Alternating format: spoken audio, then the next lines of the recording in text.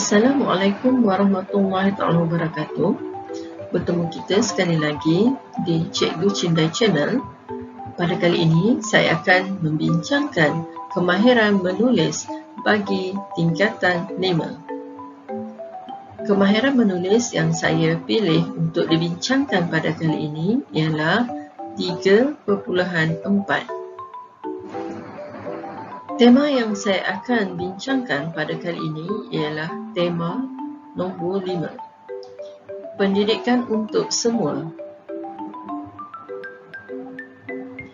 Tajuk yang saya akan perincikan ialah membina sahsiah unggul. Baik, standard kandungan untuk kemahiran menulis pada kali ini ialah 3.4. Menulis untuk menghasilkan sesuatu penulisan yang terancang.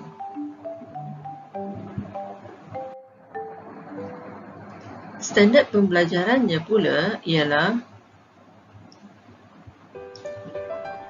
3.4.1. Menulis kerangka karangan dengan menyusun dan menganalisis isi penting secara terancang. Objektif pelajaran pada kali ini ialah pada akhir pelajaran, murid-murid dapat menulis satu kerangka karangan dengan menyusun dan menganalisis isi penting.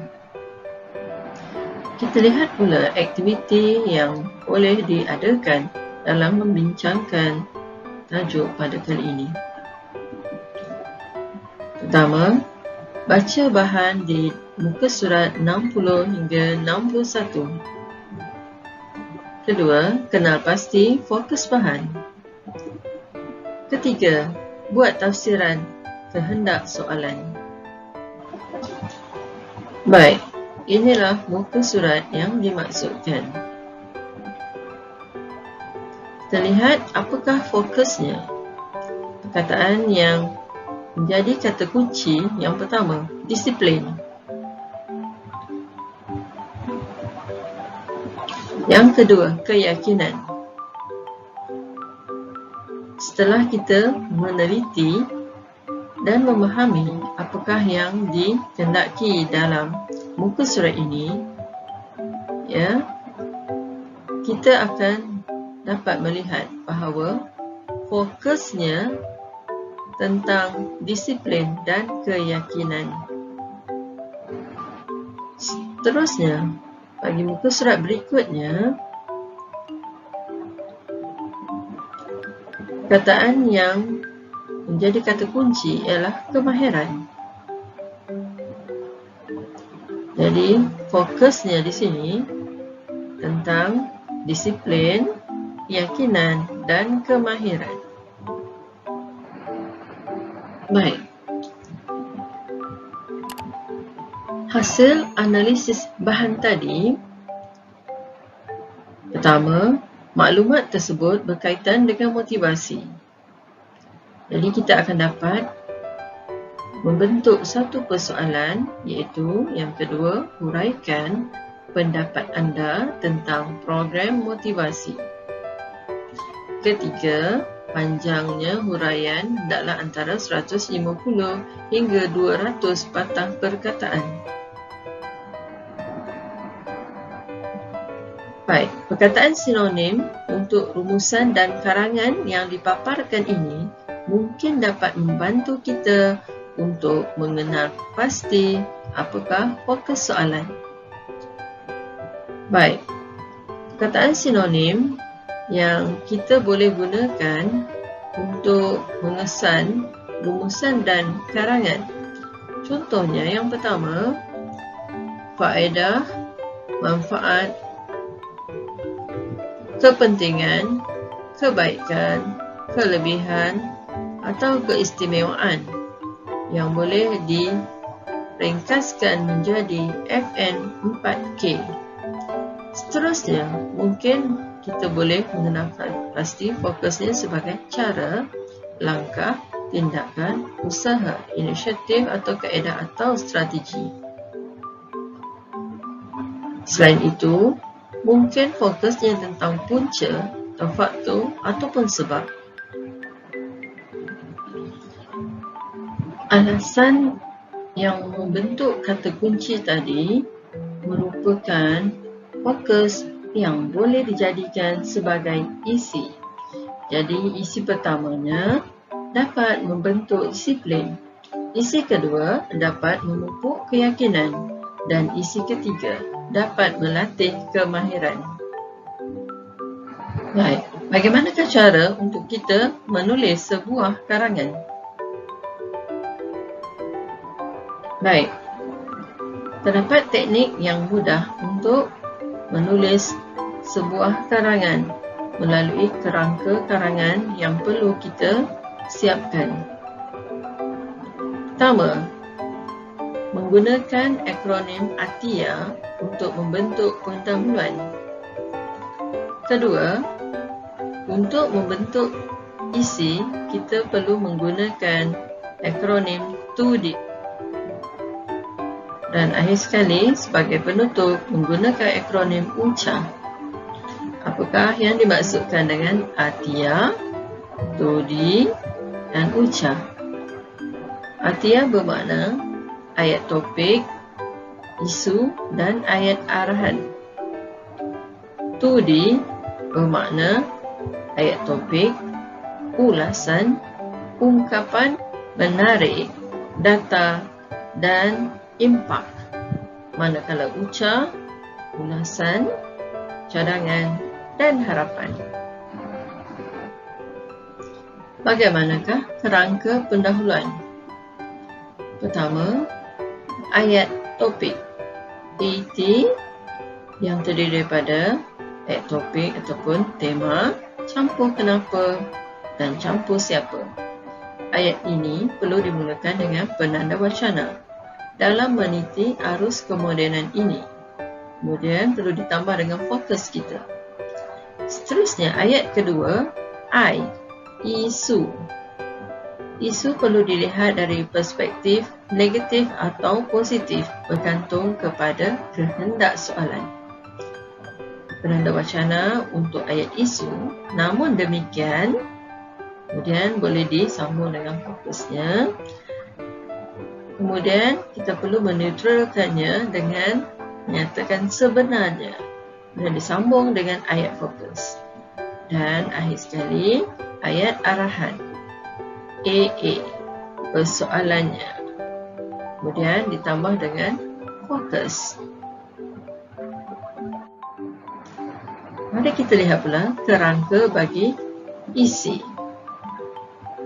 Baik, isi yang pertama merupakan T, isi yang pertama, topiknya perlu dicampurkan dengan kenapa atau siapa atau di mana. Penanda wacana bagi ayat ini sebagaimana yang kita sedia maklum. Kemudian ditambah dengan ayat fokus. Kemudian ulasan U, ulasan kita perlu menyatakan mengapa. Jadi penanda wacananya, hal ini demikian kerana.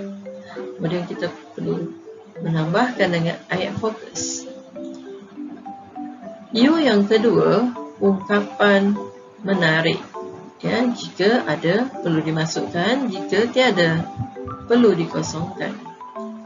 Kemudian D, data ataupun contoh ataupun angka. Penanda wacana bagi ayat ini ialah tamsilnya. Kemudian fokus ayat tersebut. Ayat yang seterusnya, I, impak atau kesan. Impaknya kemudian diikuti dengan fokus. Okey, begitu juga dengan isi yang kedua. Perlu menggunakan cara yang sama. Tetapi penggunaan penanda wacana mestilah berbeza. Jadi di sini dalam pada itu bagi ayat yang pertama kemudian ayat fokus. Yang kedua, ulasan. Hal ini menunjukkan bahawa, kemudian ayat fokus, ungkapan U, bab kata peribahasa, jika ada perlu dimasukkan. Kemudian D, data ataupun contoh. Sebagai contoh, kemudian diikuti oleh ayat fokus kita. Dan yang terakhir, I, impak atau kesan. Implikasi yang diperoleh kemudian diikuti oleh ayat fokus.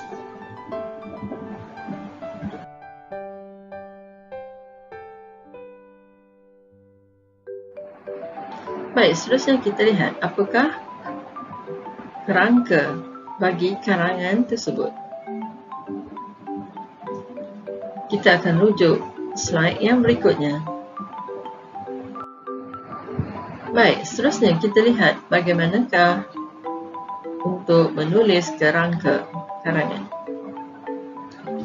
Baik, bagi pendahuluan, ayat topik AT perlu dicampur dengan kenapa atau siapa, ya, penanda wacana dalam meniti arus kemodenan ini. Terusnya pula, program motivasi sememangnya amat signifikan kepada para pelajar. Kemudian, ayat isu, ya, isu atau perspektif negatif atau positif, ya, bergantung kepada kehendak soalan penanda wacananya. Namun demikian, pada ayat fokus, buat masa ini, kegiatan ini terpaksa ditangguhkan kerana penularan wabak pandemik COVID-19. Untuk menetralkan semula ayat tersebut, kita perlu menggunakan penanda wacana. Sebenarnya, banyak kelebihan daripada aktiviti ini. Dan ayat yang terakhir, ayat arahan. Persoalannya, apakah manfaat yang diperoleh daripada kem motivasi ini?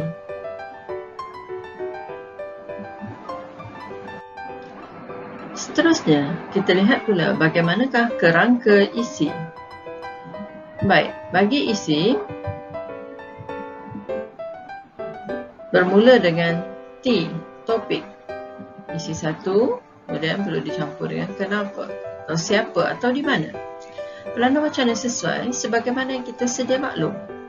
Ya, kemudian ayat fokusnya, keistimewaan program ini dapat membentuk disiplin dalam diri remaja. Kemudian, ayat ulasan pula ataupun perlu menjawab soalan mengapa, ya. Penanda wacana sesuai, hal ini demikian kerana. Kemudian ditambah dengan ayat fokus, berbagai aktiviti yang dilakukan memerlukan remaja patuh kepada arahan dan menepati masa. U, ungkapan menarik. Jika tiada, perlu dikosongkan. Kemudian D, data atau contoh atau angka. Tamsilnya untuk penanda wacana, ya. Kemudian fokusnya, aktiviti berkawat dan menjelajah gua memerlukan remaja patuh kepada arahan. Dan terakhir, ayat impak atau kesan. Penanda wacananya ialah impaknya. Ayat fokus, remaja akan mencapai kecemerlangan dalam setiap usaha mereka.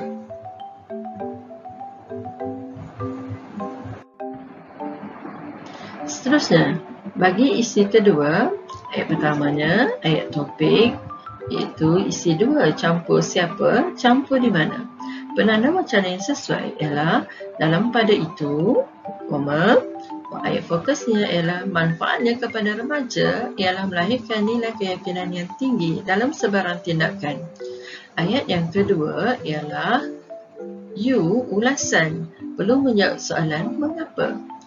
Penanda wacana yang sesuai, hal ini menunjukkan bahawa, ya, kemudian diikuti oleh ayat fokus, kegiatan ini memerlukan kecekalan remaja dalam menamatkan sesuatu tugasan walaupun sukar. Seterusnya, ayat yang ketiga, U, ya, ungkapan menarik. Penanda wacana yang sesuai, bab kata peribahasa, kemudian ayat fokusnya, usaha tangga kejayaan. Ayat seterusnya ialah D, data, ya, atau ayat contoh, ya. Penanda wacana yang sesuai sebagai contoh, ya.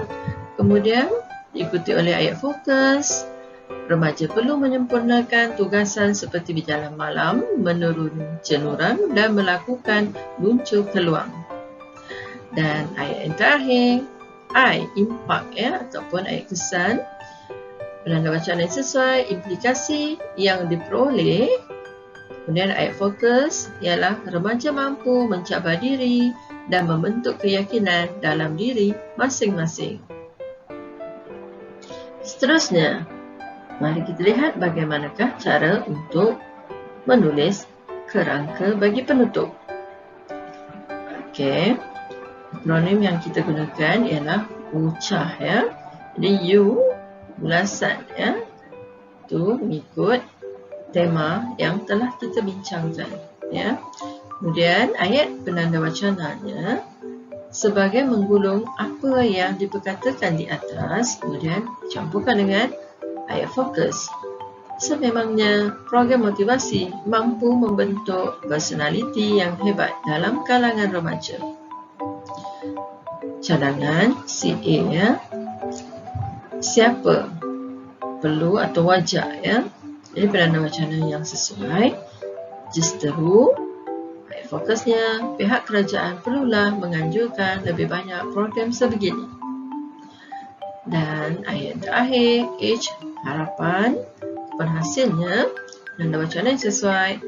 Dengan ini diharapkan fokus dapat melahirkan modal insan yang berkualiti sejajar dengan wawasan kemakmuran bersama 2030.